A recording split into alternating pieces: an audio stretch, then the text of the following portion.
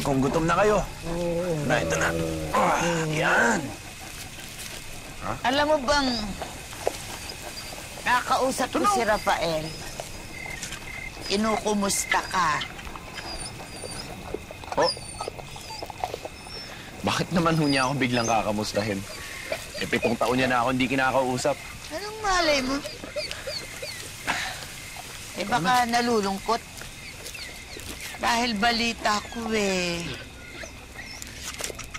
parang hindi yata sinagot nung kanyang nililigawan. Abuti pa kausapin mo at na makabigay ka ng payo tungkol sa panliligaw.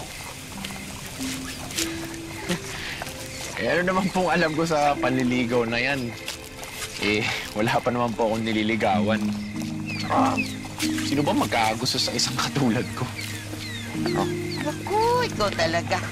Ikaw na napakasipag, maalalahanin, napakagwapong binata.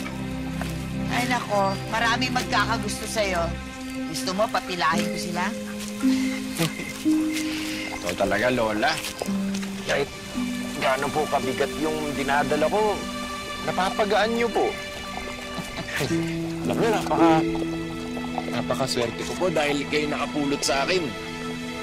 Hanggat nandiyan kayo, alam niyo po, hindi ko na kailangang malaman pa yung totoong pinagmulan ko. Huwag mo na akong bulahin. Yang kamay mo. Ang dumi ng kamay mo.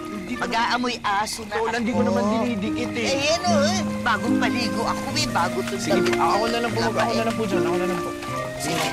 Para magpahinga na po kayo sa loob. Wala na. Ubus na. Ikaw talaga. Lola, pinakain mo ba to? Parang hindi pa kumakain. Yan naman walang kabusugan. Lagi namang ganyan yan.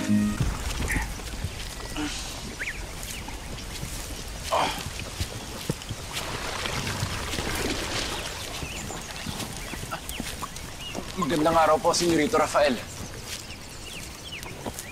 Nakasiwa ko sa Senyorito. Rafael na lang.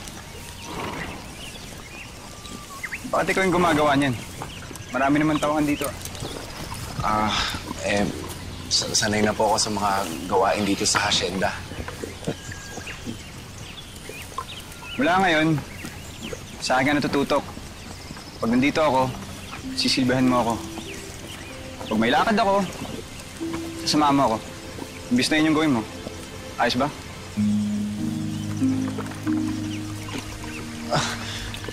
Oo naman.